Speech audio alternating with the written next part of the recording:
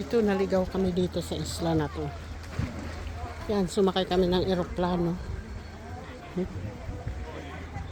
Eroplano yung nasa, sa tubig. Pwede sa tubig. Dito, naligaw kami sa isla. Yan. Yan.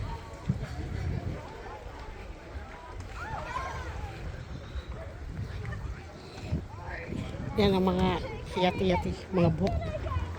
Ayun ang eroplano namin doon. Babalik kami, mga 30 minutes lang kami dito. O kaya 1 hour. Babalik back. Balik na naman kami. Sakay na naman kami ng eroplano.